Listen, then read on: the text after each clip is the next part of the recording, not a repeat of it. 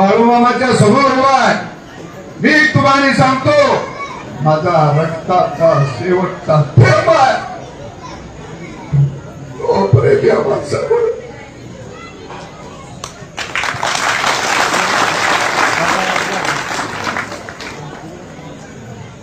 एक सामान्य माणूस काय करायचा.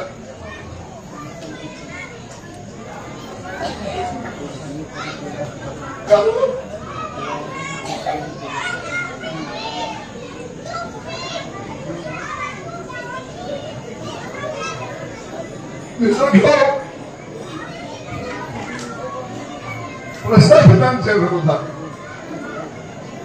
वाड्याच्या विरोधात मी लढलो. गरिबाच्या बाजूला बाजार खाल्ला मी हाकलो. ती बाजू घेऊन ती पालखी घेऊन या महाराष्ट्रामध्ये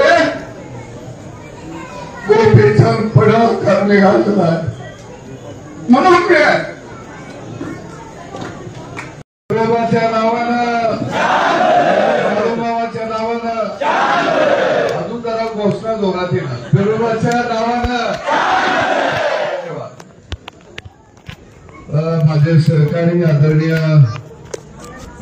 गोपीचंद पडळकर साहेबजी, आदरणीय आप्पा, आदरणीय या ठिकाणी कुरळपवरून आलेले आमचे सहकारी मित्र अशोक तात्या पाटील, लालासाहेब पाटील, अमोल पाटील, के पाटील, किरण उकळे, सुदर्शन पाटील, लालासाहेब दुबान, नेताजी चव्हाण, आदरणीय डेपुटी सरपंच ताई, त्याचबरोबर विनायक निकाम, हेमंत मुळीक, राजेश पाटील, प्रवीण फोंडे, अभिजित मुळीक, सागर पाटील, दीपक जाधव, नितीन देवरे, सुधाकर यादव, प्रदीप साठे, उमेश गाळे,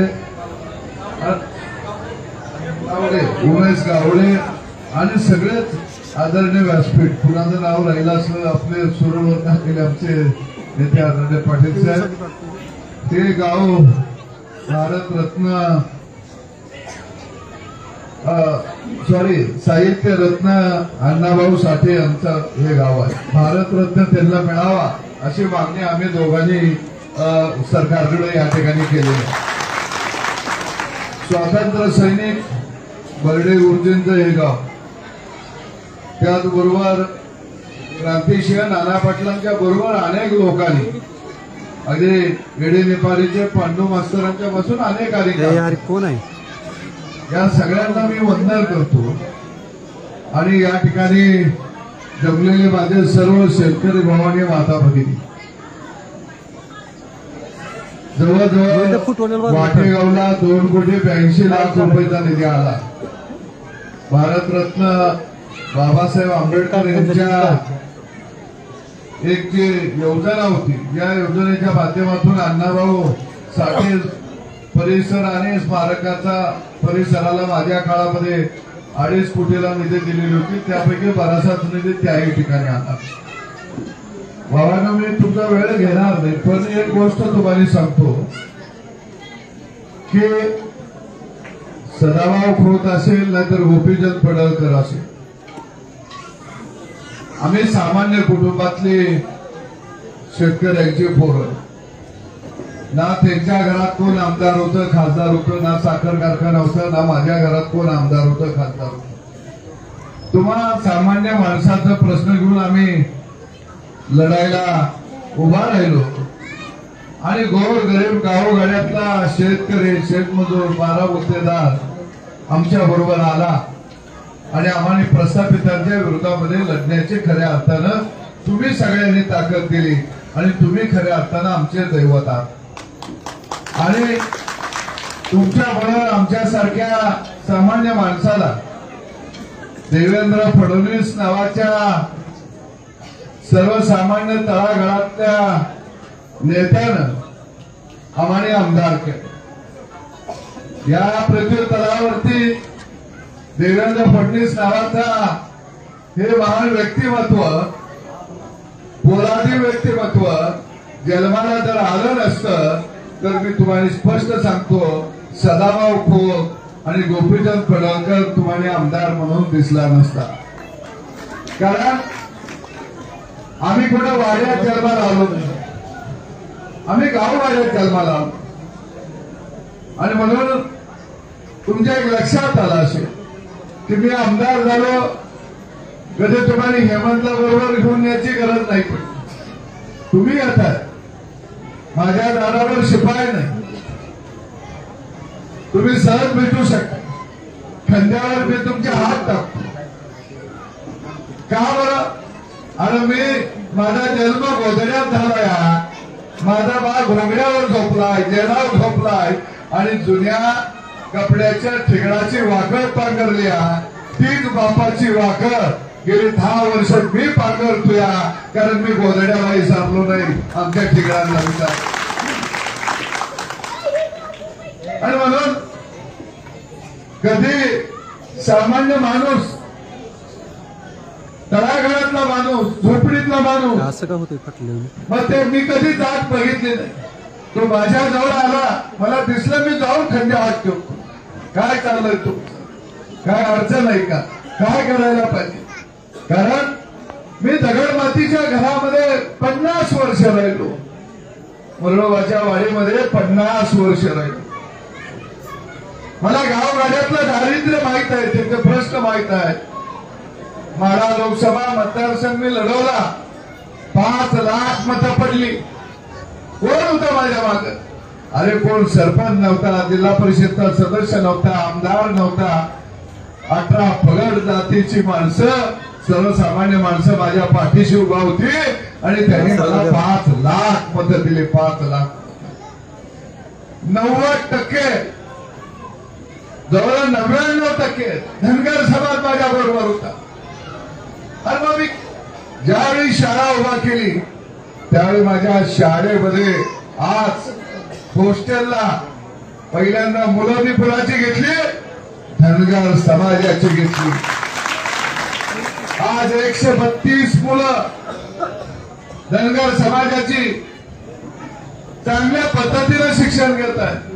आणि आपल्या सगळ्या तालुक्यामध्ये जी धनगर समाजाची मुलं आपल्या शाळेमध्ये येऊन जाऊन करत आहेत, त्या सगळ्या मुलांना 12वी पर्यंत मोफत शिक्षण देण्याचा आपण निर्णय घेतलेला, सगळ्या मुलांना. कारण आमची मुलं शिकली पाहिजे, ती अधिकारी झाली पाहिजे, ती प्रस्थापितांच्या मांडीला मांडी लावून बसली पाहिजे. ती भावना खऱ्या अर्थानं माझ्या मनामध्ये जोपासली. या मतदारसंघामध्ये आरक्षण पडल्यानंतर उमेदवार खरा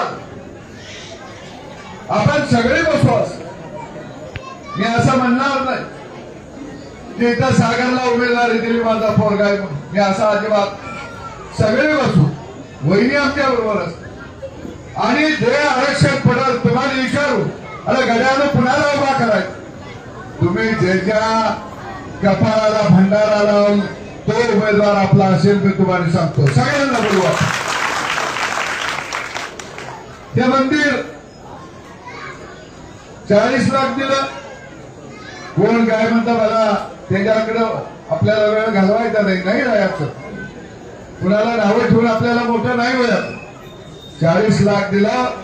पुढे जरी अजून पैसे काही लागलं तर चिंता करू नका, आम्ही दोघं तुमचे वाट मुंबईला बसूया, अजिबात चिंता करू नका. चांगलं मंदिर उभा करू. आणि म्हणून तुम्ही सगळ्यांनी साथ आतापर्यंत देता, कायम तुम्ही साथ दिली. मी ज्या वेळी मी 1984 पासून इथं येतोय, मुंबईला चौघे त्यावेळी 82-83 ला डायरेक्टर होते, तेव्हापासून मी येतोय. अण्णाच्या घरात ते येतो. अण्णाची त्या काळामध्ये ह्युमन डेअरी 1 नंबर असायची. अण्णा खरं जर बघितलं तर आमचे मार्गदर्शक होते. प्रचंड अण्णा मानायचे. कधी अण्णाच्या घरात आलो तर आम्ही जेवल्याशिवाय कधी गावाकडे गेलो नाही.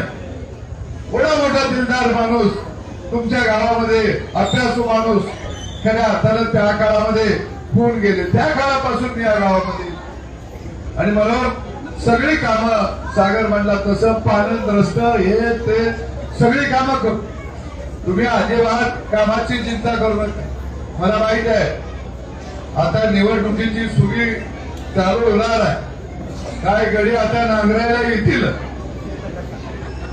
पण त्या गड्याला एवढं म्हणा आता सागर म्हणला असं एकदा त्या सागर खोतला बोलवूया आणि तुला बी बोलवूया. तू गड्या 50 माणसाची नावं घेऊन दाखव पेन कागद हातात घ्यायचा आणि सागरनं जर 51 घेतले तर तू जरा थांबशील का हे त्याला विचारूया. अरे नुसते पांढरे कपडे घालून टमाटोला गाळ फुगवून गोड बोलून विकास होत नाही. विकास कधी होतो? सामान्य माणसाच्या घरात जाऊन आपण बसतो, त्याचं 2 घास खातो आणि त्याच्या तोंडावरनं मागेनं हात फिरवतो, त्यावेळी विकास कळत असतो काय आहे काय करायला पाहिजे. आपल्याकडे विमान आहे, शेतात गेल्यावर शेत काम सांगतं. हे गरीब वाड्यात बसले, शेतात येऊन बसले नाही, गाव वाड्यात येऊन बसले नाही. वाड्यातलं तगी धरलं की गाव आमच्या मागलं. त्यांना या निवडणुकीत दाखवून द्यायचा आहे तगी तुमच्यावर आणि गाव गावगाड्या बरोबर हे आपल्याला यावेळी दाखवून द्या. आणि तुम्ही दाखवलंय, तुम्ही एवढे हुशार आहे. विधानसभेला सगळे म्हणायचे वाटेगाव फुलत जाणार मेहनत जाणार, पण पेटी फुटल्यावर कळलं वाटेगाव किती पळालं. हे पडळकर साहेब मतदानावर केंद्रावर गर्दी करत नाही. मत मागायला तेवढी 2-4 फिरते की. तुम्ही निवडणुकीत म्हणणार आयला आधीमध्ये आलं तर काही दिसायला कसं वयाचं, पण मतपेटीतून कोणाला गाडायचं हे जर विचारायला जायचं झालं तर ते वाटेगावलाच यावं लागेल. एवढी हुशार आहे. आणि म्हणून तेव्हा इथं प्रदीप वगैरे सगळी तुमची टीम चांगली आहे. वहिनी आहेत त्यांना तर मी जिल्हा परिषदेला उभा केलं. लय कठीण काळ होता तो. त्यावेळी प्रचाराला बोलत होत, मी बरोबर होतो, पण आम्ही ताकदीनं त्यावेळी मतदारसंघ लढवला. आमच्यावर रेटरे धरणमधून डिके होते. काय डिके रेट अमोल पाटील तुम्ही आमच्यावर फवान होता. एवढी वाईट परिस्थिती होती, पण आम्ही हा मतदारसंघ त्यावेळी ताकदीनं लढवला. थोडक्या मतामध्ये हा मतदारसंघ केला आणि ते अपूर्ण राहिलेलं स्वप्न आपल्याला विकासासाठी पूर्ण करायचं आहे. विकास करणारे माणसं आपल्याला पाठवायचे. परत एकदा माझे सहकारी आदरणीय गोपीचंदजी एवढ्या लांबून धावत पळत आले. मी तुम्हाला सगळ्यांना सांगतो, बहुजन समाजाला 18 पगड जातीच्या आपल्या सगळ्या समाजाला मी तुम्हाला सांगतो, बहुजन समाजामध्ये मसाळे माळे तेले कुणबे जाधव खोत गवरे कैकाडी अशा अनेक जातीचं नेतृत्व, त्या जातींचा प्रश्न, त्या समाजाचा प्रश्न, त्या समाजाची कळकळ घेऊन जाणारं नेतृत्व कोण असेल तर त्याचं नाव गोपीचंद पडळकर. या माणसाला अरे एखादा वडार समाजाचा प्रश्न निघाला तर सदाभाऊ या प्रश्नावर आपल्याला बोलायला लागतं. रामोशी समाजाचा प्रश्न निघाला सदाभाऊ आपल्याला रामोशी समाजावर बोलायला लागते. सदाभाऊ आपल्याला रामोशी समाजाचा जे नेतृत्व असेल त्याचा आपल्याला पुतळा उभा करायला लागतो, त्याचा आपल्याला स्मारक उभा करायला लागते. जीवा महाराजचं आपल्याला स्मारक उभा करायला लागतंय. शिवा महाराजचं आपल्याला स्मारक उभा करायला लागतंय. अशा अनेक थोर पुरुष जे बहुजन समाजातले आहे, मग ते रामोशी समाजाचं नेतृत्व असेल, ते कैकाडी समाजाचं नेतृत्व असेल, ते मातंग समाजाचं नेतृत्व असेल, ते चर्मकार समाजाचं नेतृत्व असेल, तो पिंगळा दृश्य असेल, या सगळ्यांचा प्रश्न आपल्याला खऱ्या अर्थानं करायला या प्रश्न सोडवायला पाहिजे ते भाऊ यांची स्मारक आपल्याला करायला पाहिजे ते मी बघतो मुंबईमध्ये या माणसाकडे कोण येत पिंगळा जोशीवाला येतो सकाळच्या पारी दारात येणारा कडक लक्ष्मीवाला असेल तो यांच्याकडे येतो दौरी त्यांचा प्रश्न गोपीचंदकडे घेऊन येतात फिरस्तवाले गोपीचंदकडे येतात ही माणसं गोपीचंद आणि सदाभाऊला मुंबईमध्ये राज्यातली का ओळखतात त्यांना माहित आहे पिंगळावाला जोशी असेल गोसावी असेल अजून कोण रामोशी असेल वडर असेल या सगळ्यांना वाटतं अगदी भंगारवाल्यापर्यंत की आमचा प्रश्न गोपीचंद आणि सदाभाऊ सोडवू शकतो आणि ऐकून घेऊ अरे त्यांना कोण मायेनं जवळ ठेवत नाही पण आम्ही त्यांना मायेनं जवळ ठेवतो आणि गोपीचंद पडळकरला का बोलावं लागतं तर जे प्रस्थापित आहे त्यांना गोपीचंदचा राग तिरस्कार काय त्याला एवढ्यासाठी आहे की गोसाव्याला बरोबर घेतय गुरुवाला बरोबर घेतय साड्याला घेतय मायाला घेतय खोताला घेतय जाधवाला घेतय चव्हाणला घेतय मोऱ्याला घेतय ते भंगारवाल्याला घेतय म्हणून यांना राग आहे आणि म्हणून हे गोपीचंद पडळकरच्या विरोधात आवाज उठवतात काय लोकांना वाटतं गोपीचंद आक्रमक बोलतात अरे आम्ही आक्रमक नाही बोललो तर हे आम्हाला निवदाला सुद्धा शिल्लक ठेवणार नाही तुम्हाला सांगतो निवदाला सुद्धा आणि तुमचं बोल ऐकून घेणार पण आणि म्हणून निश्चितपणानं हे नेतृत्व आपण जपूया आज या गणोबाच्या दारात मी उभा आहे बाळूमामाच्या समोर उभा आहे मी तुम्हाला सांगतो माझा रक्ताचा शेवटचा थेंब आहे तो प्रेमी माणसाकडे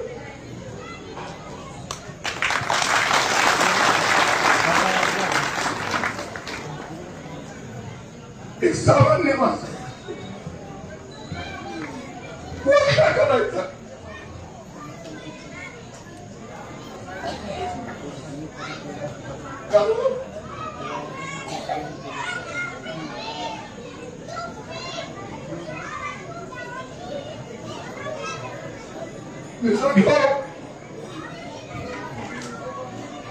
प्रस्थापितांच्या विरोधात वाड्याच्या विरोधात लढलो गरिबाच्या बाजूला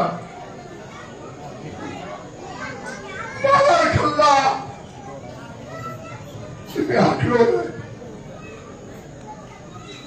ती बाजू घेऊन ती पालखी घेऊन या महाराष्ट्रामध्ये गोपीचंद पडळकर निघालेला आहे म्हणून मी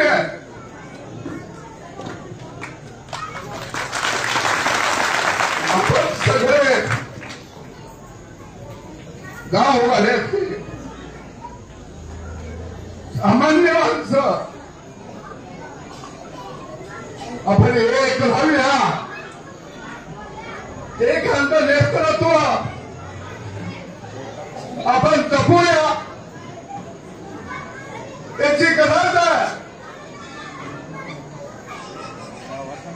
या राज्याला गरज आहे राज्यातल्या सामान्य माणसाला गरज आहे